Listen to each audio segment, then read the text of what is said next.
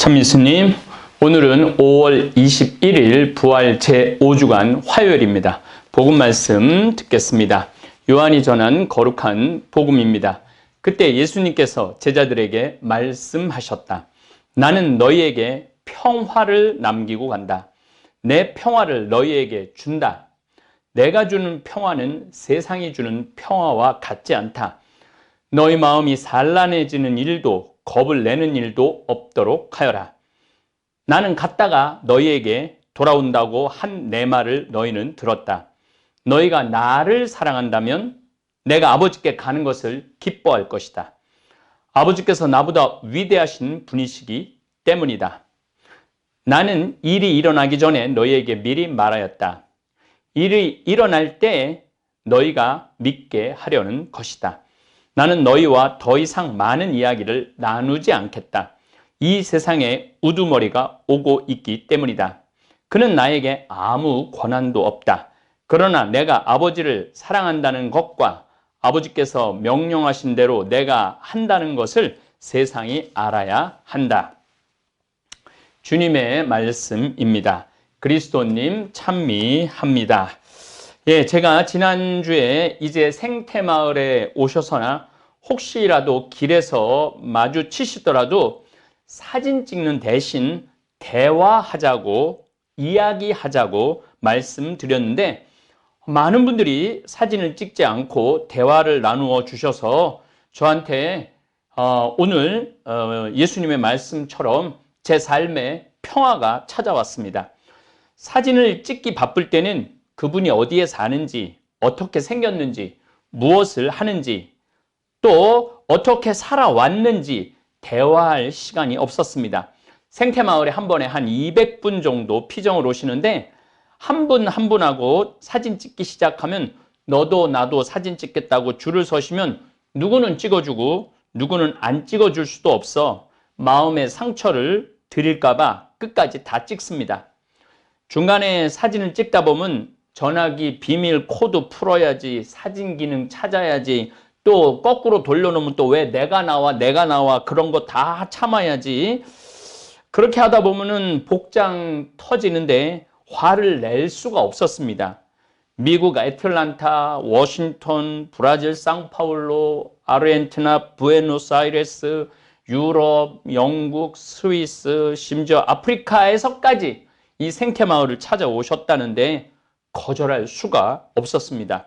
또 그렇게 멀리에서 서울도 아닌 이 산골짜기 평창까지 찾아오신다는 사실 하나만이라도 안아주고 싶고 사진 찍어주고 싶고 밤을 새워 가슴에 쌓인 이야기를 들어줘도 마땅치 않은데 사실은 그분들 한 분 한 분의 마음, 그분들의 눈빛을 보면 인생이 들어 있어요.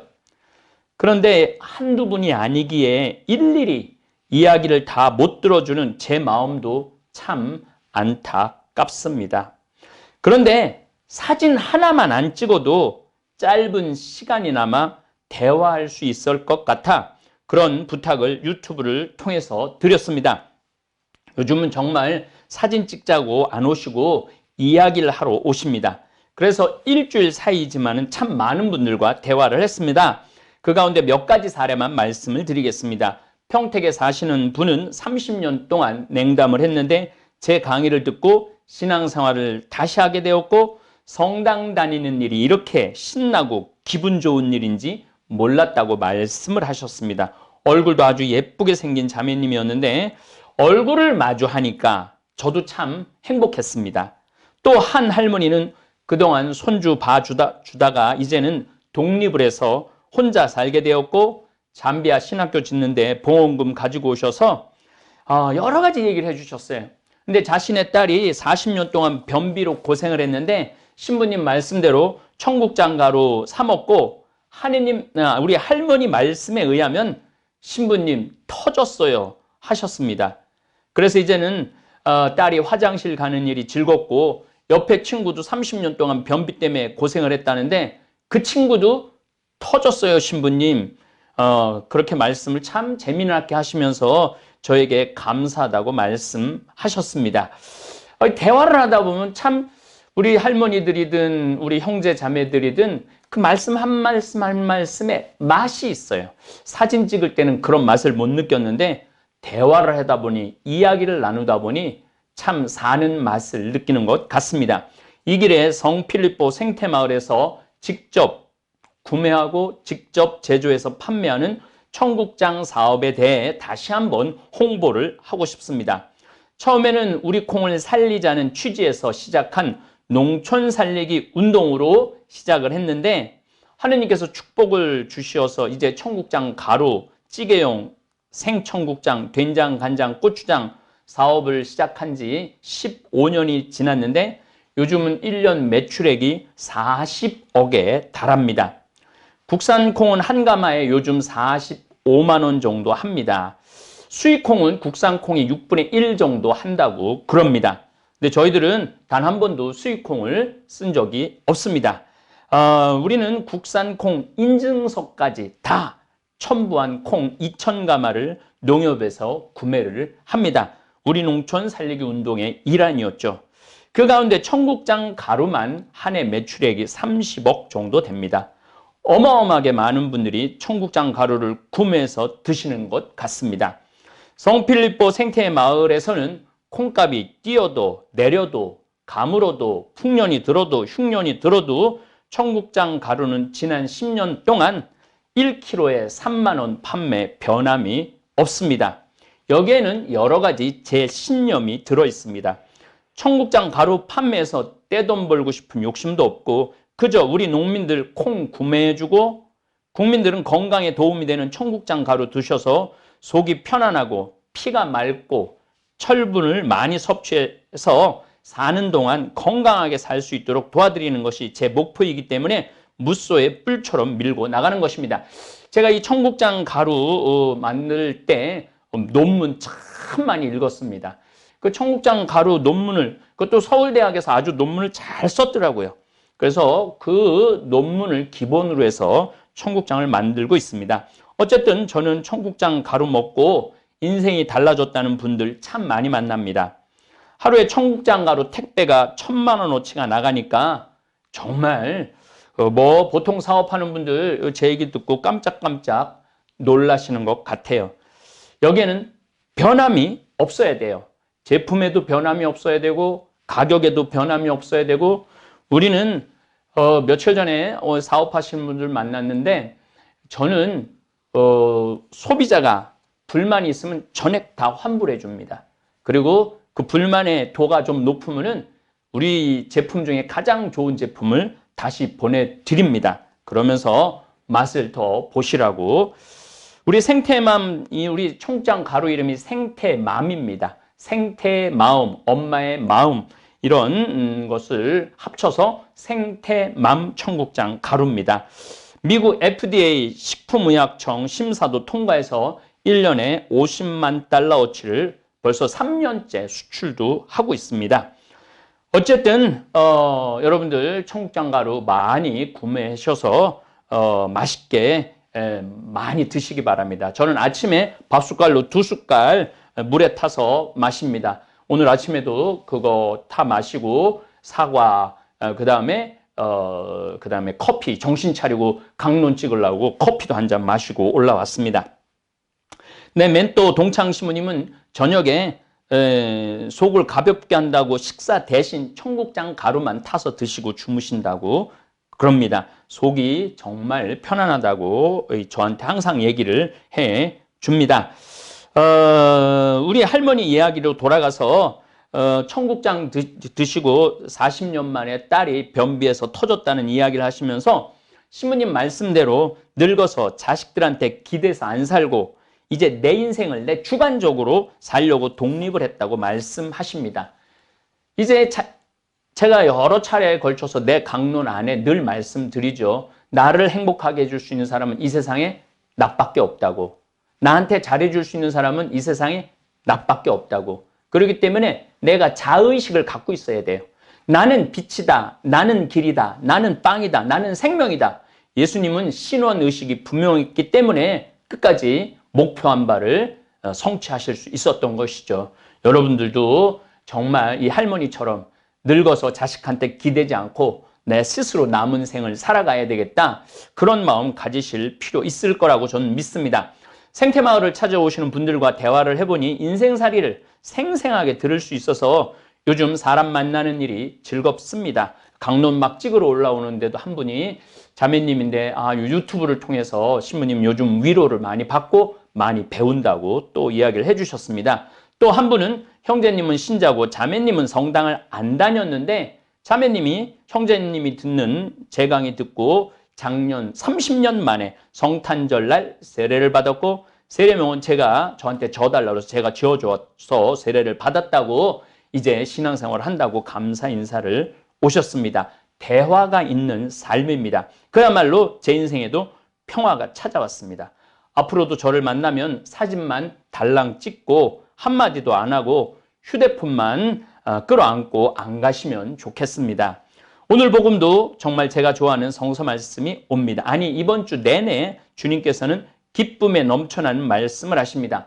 요한복음 13장부터 21장까지 최후의 만찬부터 십자가상의 죽음 그리고 부활을 다루는 내용입니다.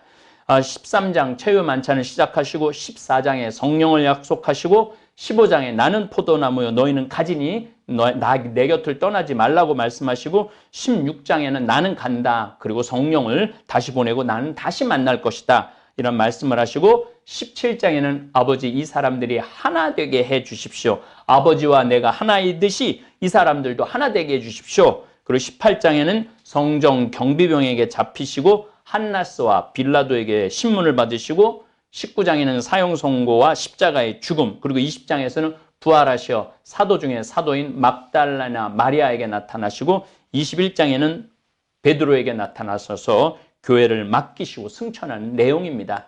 그렇기 때문에 이 13장부터 21장은 예수님 생애 아주 중요한 이야기입니다.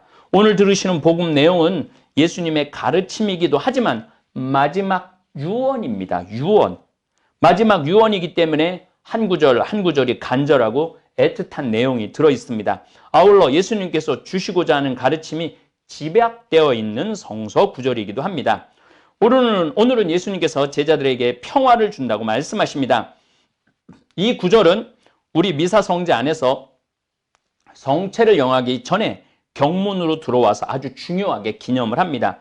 주님의 기도가 끝나고 사제는 주님 저희를 모든 악에서 구하시고 한평생 평화롭게 하소서. 또 평화의 예식 때도 사제는 주 예수 그리스도님 일찍이 사도들에게 말씀하시기를 너희에게 평화를 두고 가며 내 평화를 주노라 하셨으니 저희 죄를 헤아리지 마시고 교회의 믿음을 보시어 주님의 뜻대로 교회를 평화롭게 하시고 하나 되게 하소서. 그리고 우리는 이렇게 평화 인사를 합니다. 주님의 평화가 항상 여러분과 함께. 그러면 우리는 또한 사제의 영과 함께 사제는 평화의 인사를 나누십시오 하면 여러분들은 교우들의 옆에 있는 교우들에게 평화를 빕니다 하고 인사를 합니다. 미사 안에 평화라는 단어가 이렇게 많이 나옵니다. 이 모든 예식은 오늘 예수님이 유언으로 남긴 말씀에 기인합니다. 나는 너희에게 평화를 남기고 간다. 내 평화를 너희에게 준다. 내가 주는 평화는 세상이 주는 평화와 같지 않다. 예수님께서 우리에게 주고 싶었던 건 위협과 협박이 아니었습니다. 죄를 짓고 살면 지옥에 간다는 그러한 겁박도 아닙니다. 예수님께서 주는 평화에는 고요가 있습니다. 양동이, 세숫대 하나 양동에 돌을 던지면은 물이 온 사방으로 튀기지만 넓은 호수에다가 돌을 던지면은 잔잔한 파장만 일어납니다. 마음이 넓은 사람만이 평화를 누릴 수 있습니다. 속이 좁은 사람은 평화를 누릴 수가 없습니다. 조그만 일에도 금방 분노하고 짜증내고 시기하고 신경질 부리는 사람에게는 평화가 머무를 수 없습니다. 운전도 천천히 옆에서 추월을 하든 안 하든 정말 천천히 하는 사람은 정말 운전하는 내내 평화를 유지할 수가 있어요.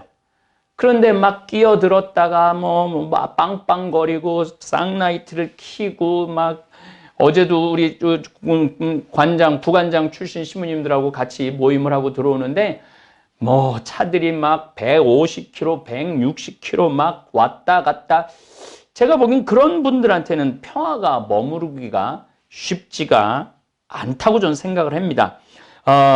누가 욕을 해도 비난을 해도 생각이 다르다고 싸우자고 덤벼들어도 넓은 바다 같은 마음으로 받아들이고 또 때로는 수면 아래로 돌을 받아들이듯이 그들의 이야기를 경청하고 받아들여 내면 깊은 곳으로 묻어둘 줄 아는 사람은 평화를 누릴 수가 있습니다. 또 예수님께서 주시는 평화는 세상이 주는 평화와 다릅니다. 비행기 탔는데 땅콩 안 준다고 자신의 소중한 사원, 승무원을 무릎 꿇리고 모욕을 줘서 본인은 화풀이가 되어 평화를 찾을 수 있지만은 당하는 승무원 입장에서는 지옥입니다. 남을 짓누르고 누리는 평화는 예수님께서 주시는 평화가 아닙니다. 그래서 예수님 이렇게 말씀하십니다. 내가 주는 평화는 세상이 주는 평화와 다르다. 핵을 가지고 우리를 건드리면 너 죽고 나 죽고 다 죽는다고 핵을 가지고 평화를 찾고자 하는 사람들은 예수님이 주는 평화와 전혀 다른 평화의 길을 가는 사람들입니다. 물론 저는 나라를 위해서 막강한 우리 대한민국을 위해서 국민들을 위해서 막강한 군사력이 있어야 한다고 믿는 신부입니다. 하지만 이 핵은 북한은 물론 미국도 러시아도 중국도 가지고 있으면 안 됩니다. 예수님이 원하는 평화는 힘으로 가난하고 약한 사람들 내리눌러서 숨도 못 쉬게 하고 의견도 말하지 못하게 조용히 있으라는 그런 평화도 아닙니다. 예수님은 붙잡히시던 날 밤에 베드로가 말코스라는 대사제의 종의 귀를 자르자 칼을 칼집에 넣어라. 칼로 일어서는 자는 칼로 망할 것이다. 내 나라는 그런 나라가 아니다. 라고 말씀하셨습니다. 그리스도인뿐 아니라 공산주의자들, 또 강대국의 지도자들, 또 이 땅을 살아가는 모든 사람들은 예수님의 이 말씀의 의미를 새겨야 합니다. 인간이 서로 사랑하면 이 지구는 지금보다 훨씬 아름답고 행복한 별이 될 수 있습니다. 미국과 캐나다에서 나는 쌀만 해도 전 지구인들이 배불리 먹고 살 수 있다고 합니다. 지금 부자들이 가지고 있는 재산의 10분의 1만 나누어도 지구에서 굶어 죽는 사람은 없다고 합니다. 하느님은 이미 지구에 축복을 충분히 내려주셨는데 우리가 그 축복을 나누지 못할 뿐입니다. 우리가 예수님께서 주시는 평화의 길을 알고 실천한다면 하늘나라는 그렇게 멀리 있는 나라가 아닙니다.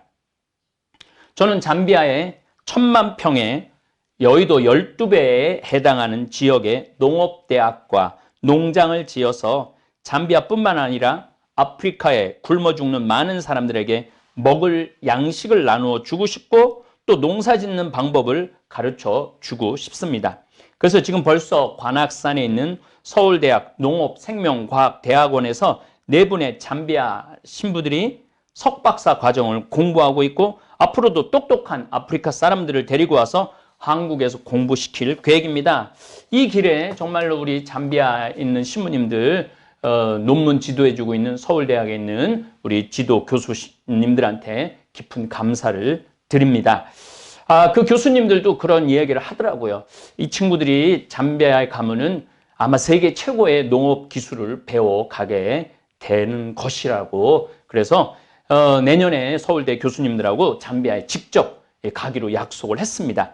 예수님께서 주시는 평화가 온 세상에 가득할 때까지 우리 그리스도인들은 곳곳에 평화의 씨앗을 뿌려야 할 것입니다. 수백 번도 더 참여한 미사에서 우리는 평화의 인사를 나누면서 상대방에게 평화를 빕니다 하고 인사를 하는데 얼마나 몸이 건조한 평화를 비는지 반성해 볼 필요가 있습니다. 우리가 평화를 일구기 위해서는 많은 노력과 희생과 나눔이 있어야 됩니다. 예수님이 이 마지막 유언으로 평화를 주는 것은 당신의 목숨을 내어놓고 난 다음에 누리는 평화를 이야기하는 것입니다. 우리는 목숨까지는 못 내어놓는다 하더라도 내 삶의 일부, 적어도 삶의 10분의 1 정도는 정말 이 지구에, 이 지구촌에 사는 사람들의 평화를 위해서 내어놓는 그런 성숙함이 필요하지 않을까 싶습니다. 오늘 하루 예수님께서 주시는 진정한 평화가 지구촌에 흘러 넘치기를 기도합니다. 감사합니다.